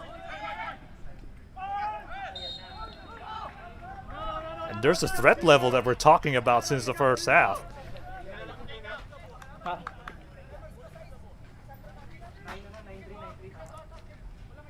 So far, Darren, I'm curious, for the side of Maharlika in the second half, do you see any improvements from them? Or do you think it's just the same since the first half? Well, I think when it comes to system, they're playing a very similar system to what they did in the first half, and there's been a lot of breaks in play where they've been able to just, pump the ball forwards, and it's hopeful. But it is taking the pressure off and allowing the defensive unit to regroup and recover. So let's see if they can play themselves into the game as the game progresses. There you see Jovan Bedic, his movement. I mean, this is what makes Kaya so special. Like, they play positionless football. Bedic, starts off in the right, moves to the left. Now he's in the central areas. And there he is, showing his prowess with Arnel Amita right there towards Robert Lopez Mendy. Sandro Reyes! Oh, that could have been a major goal there for the new Kaya FC prospect. Yeah, that was good football, just pushing the ball down the left-hand side nice and smoothly, and then played it across the 18-yard box, and Sandro Reyes on the half turn just spinning out, and it's a fantastic little snapshot there.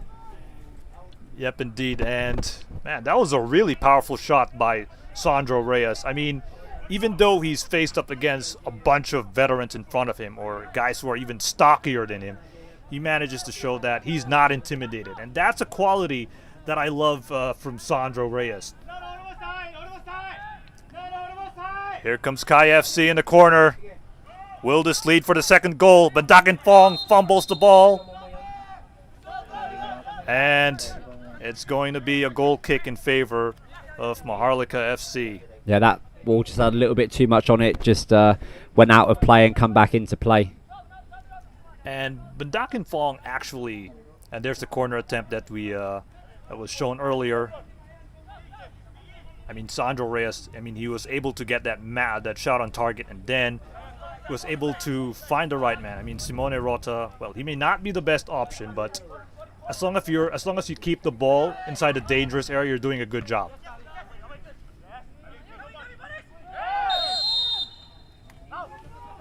And the number of players going down are increasing as this match progresses. I mean, one of them even led to a substitution, but so far the players are proving that they could actually hold everything. Yeah, but this sort of tempo really plays into Maharlika's favour. It stops Kaya from building the momentum that they like to play at. You can see that Maharlika FC just really taking their time here before taking this free kick. Yeah, this could be like a huge blow as Bandakin Fong goes for the free kick. And it's quite curious why they actually use Bandakin Fong.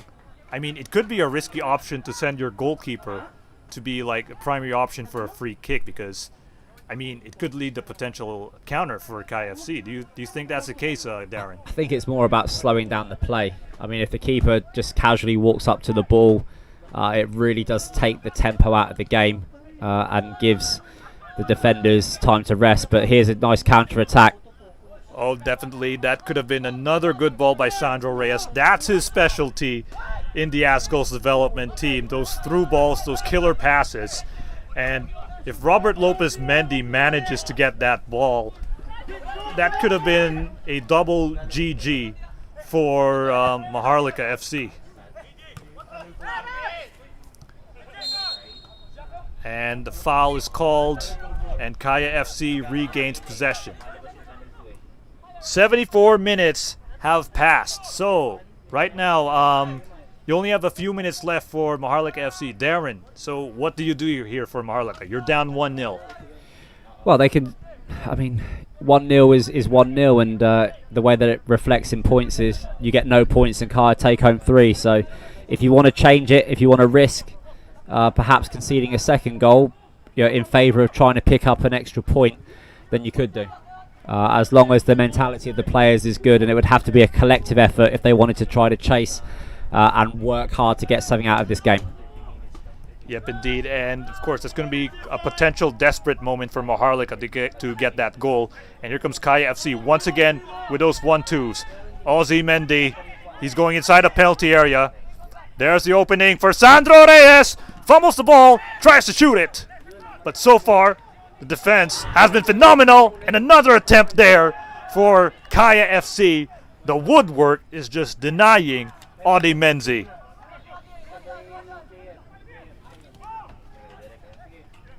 And once again, Kaya with control of possession. And it's interesting, Audi Menzi is a defensive player, but he's actually showing his worth in terms of like the attacking side of the pitch.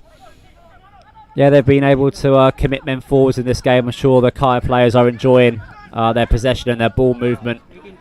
But Maharlika look like they've got a little bit of a spring in their step now after being saved again by the graces of the woodwork. Yep, indeed. And that's the thing about Maharlika, like, because they're so defensive, that Kaya FC are forcing their defensive players to move forward. And that's actually creating a lot of opportunities for Kaya FC. And there seems to be a bit of some heated exchanges with Coach Kim Chul-so with his players right now. I mean, it's understandable. You're down 1-0. And substitutions coming in for Kaya FC. It's none other than Jesus Melitza replacing number 10, Arnel Amita. And again, a talented player coming on, Jan Melisa. He's a great football player, left-footed, and will bring, again, a little bit of a change of dynamic in Kaya's attack. It's like for like, but just a little bit different with Jan because he's predominantly left-footed. Yep, indeed, that left-footed factor that could be an important piece for KFC. I mean, he's showing it in the middle, in the central areas of the pitch right there, his potential impact. And KFC once again on the attack. And another heroic effort from Usman Jang. Oh, Horikoshi trying to go for those sleeky passes in the tight areas. And Horikoshi once again, those types of fouls, they seem to be like a hint of frustration for Maharlika. I think they're just trying to get onto the ball a little bit quicker now. There's just over 10 minutes of play left, so. Yep, indeed, and those signs of desperation there. Audi Menzi going to be taking this free kick. Or actually, they might change it to Horikoshi, or it could be an alternative piece. It's Audi Menzi. Not on target for KFC.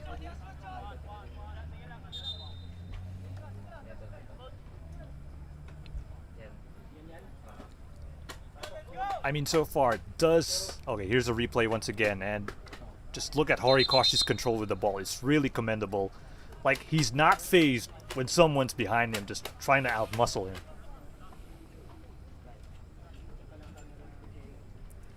So right now, if you're Maharlika FC, like, you desperately need to make changes. I mean, tactically, do you need to make changes right now? It's 75 minutes gone. I don't think it's about tactics. I think it's about making sure that you can keep at least some sort of press on the ball and try to make sure that, I mean, defensively, that you can keep your lines where you need to keep your lines. So it's really going to be about trying to keep things fresh. Kaya have made 2 or 3 changes in the middle. It's almost a different middle three to what started the game. So Maharlika will have to try to do something in the middle of the park just to keep things ticking over. And of course, if they want to push and try to get a goal, perhaps a couple of changes might help them. Yep, and here comes one of these changes for Maharlika FC. Just trying to wait for confirmation for the referee, and it could be a potential second change here, because one of the defensive players of Maharlika is a bit struggling to keep with the physicality. But here's the official change. It's actually Julian Del Valle replacing Jason Kutamura. So it's a midfielder for a midfielder, and so no change, no positional changes then. Well, I know a lot about this young man because he come through our program. He is one of the 2 or 3 2003 players that we played up for 2 or 3 seasons with the likes of Lance Ocampo and Carlo Darin and Jeffro Belong, and that you see at ADT. So a huge talent, has been on Maharlika's books from when he was 17 years old, but unfortunately because of the pandemic was too young to play, too young to train actually. So now congrats to Julian Del Valle for his debut at this level, and he's got a younger brother as well. So I mentioned his younger brother James Del Valle, who's also being played up in our first team. He's only 2006 and recently played against Stallions last week. Yep, indeed, and that's going to be a very big landmark moment for Julian Del Valle, as well as the other players you mentioned, like making their official debuts at a young age. I mean, that speaks a lot about the hard work and the devotion that they have for the beautiful game. I mean, but also credit to the PFL and what they've set up, because now we've got a situation where you've got a holding centre mid in Julian Del Valle playing against an attacking centre mid, Sandro Reyes, both born in the Philippines. I know that Sandro did a lot of development outside of the country, but they're both born 2003. So you've got a little glimpse into the future. Yep, and the future is bright, and here comes Sandro Reyes, the future. Is he going to go for an attempt for KFC? But the ball was too high and too wayward for his teammate. I'm actually quite curious. You mentioned like Julian Del Valle and Sandro Reyes, like 1v1. That's going to be an interesting matchup. I think the one a lot of people have wanted to see is a young lad that also was on our books but now is in the States, which is Eric Almendral, the player who played in the middle with Julian Del Valle. And I think everyone's keen to see, those 3 go up against each other. Oh wow, definitely. That's going to be something to look forward to in case that matchup, or that fantasy matchup, will become a reality for the Philippine football scene as well as the Philippine football community. And here comes KFC. Oh, look at that fancy footwork there in the cross towards Joven Bedic. But man, the factor, I mean, the aerial factor was there. The attempt was beautifully done, but it was just wide for Joven Bedic. Yeah, and that time Bedic managed to peel in between the three centre-backs, and it's a fantastic ball into the box. And it's one of those things, if you hit the target, you score there. Yeah, if it was really on point, Bedic would have he could have celebrated, scoring his first goal. I mean, he was a very sharp player in the 2021 Copa Paulino Alcantara, but I mean, to make his first goal in 2022, that's going to be a big new year for Joven Bedic. And there he is again, going tandem, toe-to-toe with Fitch Arboleda in moving the ball forward with KFC. And his impact is actually being felt here. I mean, even though he hasn't scored a goal, but his movement, his positioning is definitely a very good asset. Yeah, he's very good at drifting. And I mean, as a defender, it's very difficult to play players that play that way. I think one of the best that we've seen in this country was Marignon. You took your eye off him for half a second. He was pulling himself into a little pocket, into a little channel somewhere. So it's hard to find good number 9s that can do that. Yep, indeed. And that's a topic of discussion in football. There are number 9s who they rely so much on movement, but they don't score a lot of goals, and yet people don't give them a lot of credit because they're not really the highlight reel material that they definitely deserve, as we have only 5 minutes left in this matchup. 5 very long minutes if you're Maharlika FC. Well, you say long minutes, but if they try to push, I mean, it could be an exciting 5 minutes for all of us. I mean, why not? If for example, if it's the Premier League, if you draw every game, you're likely to get relegated. So, I mean, you're better off going out to try to get points anyway.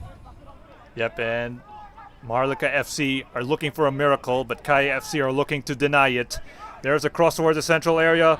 Lopez Mendy once again wasn't able to land the ball perfectly towards the net. He and Joven Bedic were in the right positions, but yeah, the finishing was sort of something that they need to fix. And there's a replay. Yeah, it's going to come down to match sharpness. That's a really good ball into the box, and I think Mendy, after maybe 2 or 3 games and a consistent cup and a consistent league run, he's putting those in the back of the net. Yep, indeed, and it's one of his his positioning as well. Robert Lopez Mendy, when he's in front of goal, that's something that a lot of opposing teams have been closely eyeing on.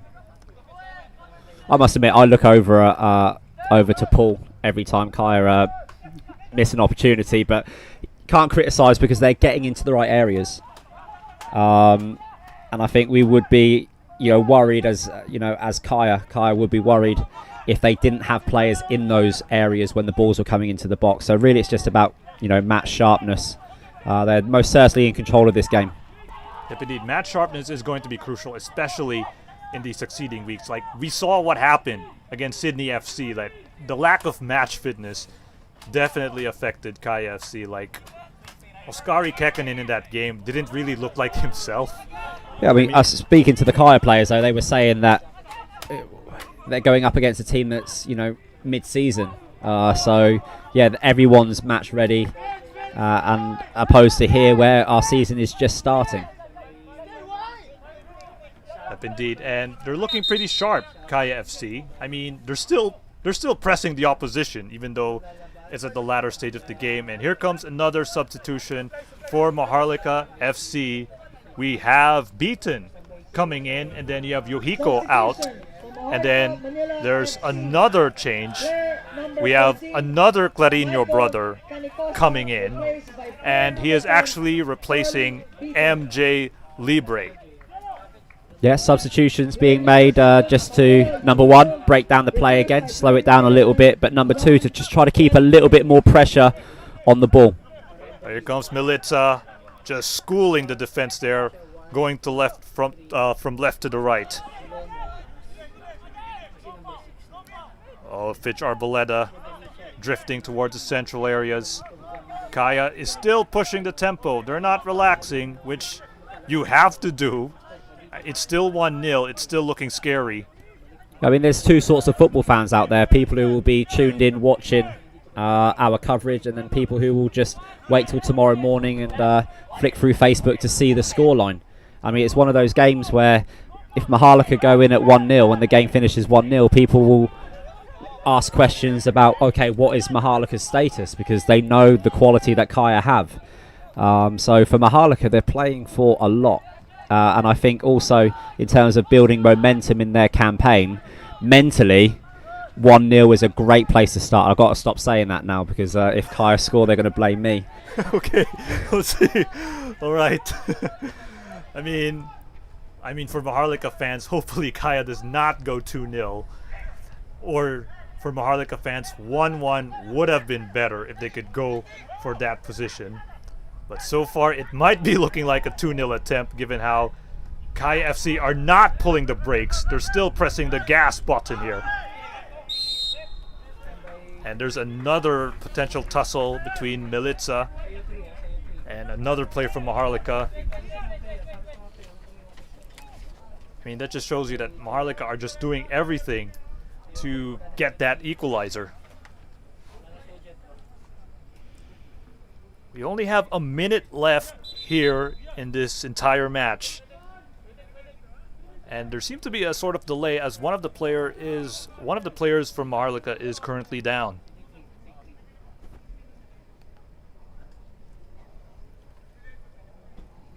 And Usman Jeng just trying to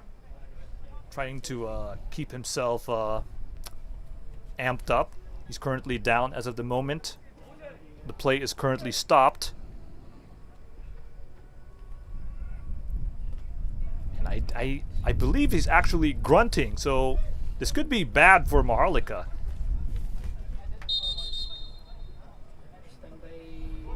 All right, so three minutes of added time has been included in the second half, but the 3 minutes could actually be shorter because one of the players is currently being pulled upon. Usman Jeng is going to be greeted by the stretcher.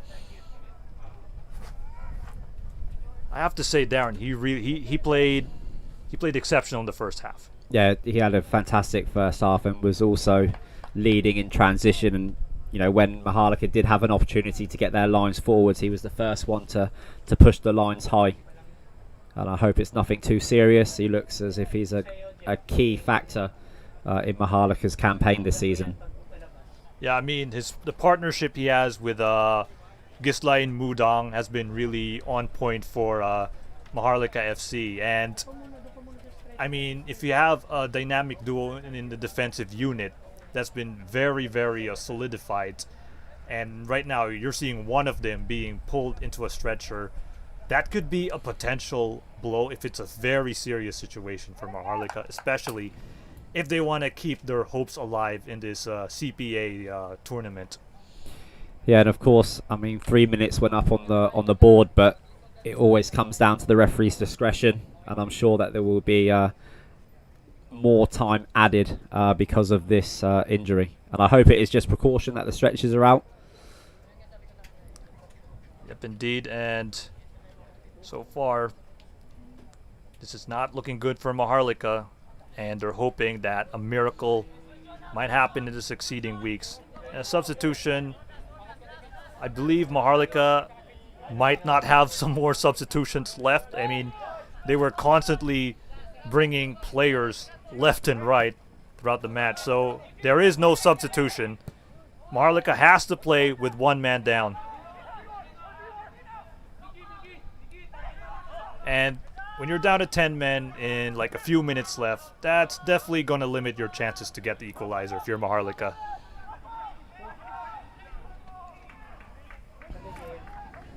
And referee says it's going to be the ball in favor of Kaya FC.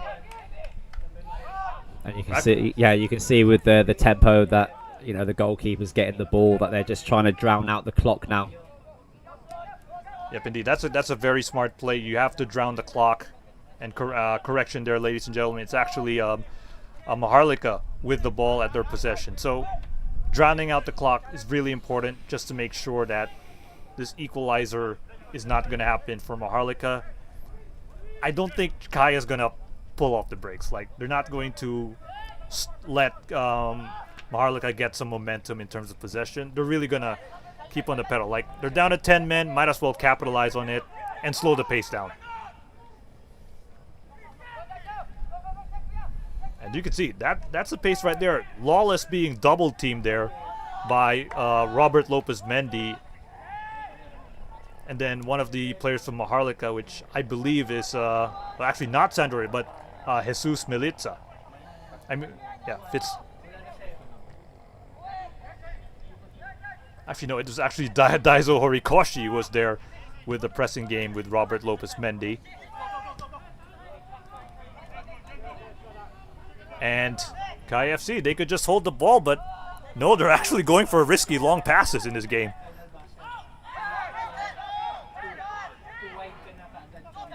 Bedek looking for a teammate to Sandro Reyes. Horikoshi with the cross. Horikoshi regains the ball back, and he's pulled down. That is a foul indeed. And a free kick for Kaya. There's a yellow card onto one of the players from Maharlika FC, which is actually the player who just came in. Like, Jean-Marie Clarino has just gotten a yellow card.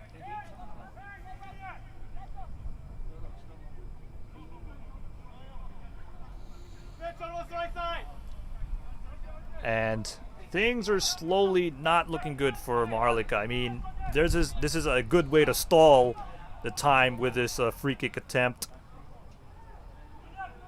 And the scoreline is looking, it's going to stand at 1-0. I mean, I don't want to say this, Darren, but it's highly unlikely a miracle's going to come through. Well, I mean, Kaya will most likely create something from here, and I mean, whether they score or not, Maharlika may get one more opportunity to try to get themselves an equaliser late in this game. You're being very hopeful there. I mean, Maharlika are looking for a counter-attack from this free kick attempt. Sandro Reyes shielding himself. And the referee blows the whistle. It has reached full time. 1-0. Kaya FC has won in a really, really grueling encounter against Maharlika FC. 1-0 is the same story from the first half all the way to the second half. Isn't it, Darren? Yeah, I mean, when you're looking at the game as a whole, it was entertaining. Kaya definitely contributed a lot in terms of attacking and dominating the play. But Maharlika were resilient. They held on. They made good changes to keep things fresh and really tried to counter everything that Kaya threw at them. And I know that when you look back on the game, you can say, yes, Kaya were unlucky in front of goal. And maybe Maharlika rode their luck. The woodwork, was clattered a few times, but at the end of the day, the scoreline is what it is. Maharlika will feel that, it was a little bit flattering, 1-0, but they will take it. Yep, indeed. So 1-0, and Maharlika just suffered a blow, although it's not really the big blow that some people from the community would see. It's actually a 1-0 loss. So if you're Maharlika FC, like, what are the points for improvement, especially in their next matches in the CPA? I think it's going to be about being a little bit braver. I think they come in with a game plan, they sat deep, they counter-attacked, and they didn't really get the opportunity to rotate and play and build the ball forwards together. So perhaps against a different opposition where the game will be a little bit more open in terms of the amount of time they're allowed to spend on the ball, we'd like to see a little bit of, a few passages of play from Maharlika. All right, so how about Kaya FC? Like, they played well. Okay, 72% possession based on the stats. That's definitely that's definitely impressive for Kai FC in the very opening game. So, but how about any room for improvement? Well, I think in terms of professionalism, they were professional. They conducted exactly what it was that was expected from them from the coaching staff. And I think if there was going to be any room for improvement, it would just be to be more clinical. And I think that, when you practice shooting in training, it's very different to coming up against players and a system that you're not familiar with. But I think that over the course of the campaign, Kaya will naturally become more clinical. But in respects to putting 3 points on the board, very, very professional. And they could potentially be clinical, as you mentioned, because when I look at the stats, they have oh my goodness, they have 28 shots compared to Maharlika's 3. But the shots on goal is pretty close. Like, Maharlika had 3, Kaya had 5 shots on goal. So maybe that's as you mentioned earlier, something that Kaya desperately needs to improve. Like, match fitness could be a potential factor that you mentioned earlier. I mean, if they get that, possibly we might see 10 shots on target out of the 28 from Kaya FC. And it could have been a much more bigger margin of victory for Kaya FC. Then we look at some of the other stats. Corner attempts, Kaya with 5 compared to Maharlika's 1.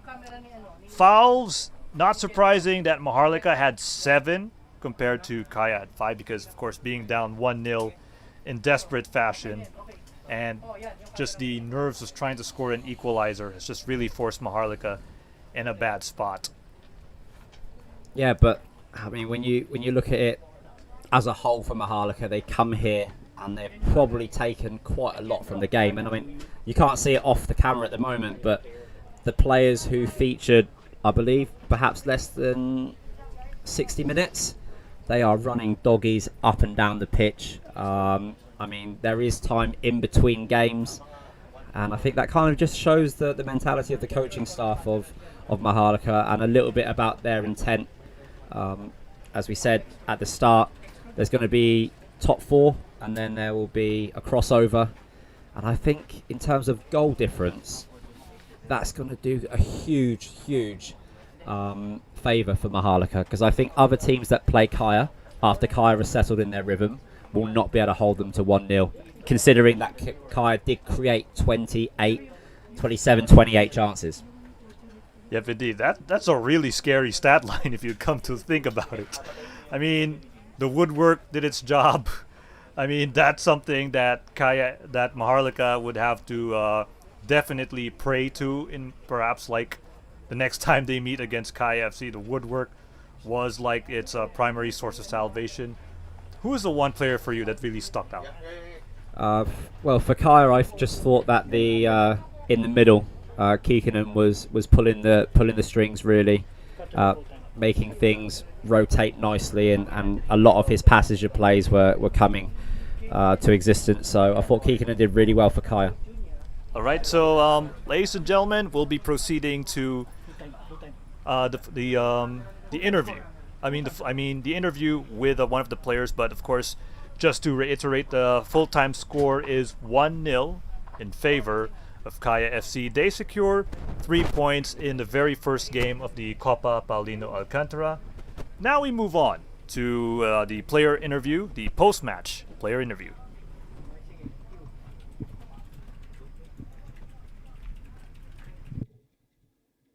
Congratulations, Daiso, on a victorious start to the competition. Were you happy with the result and the performance of the team?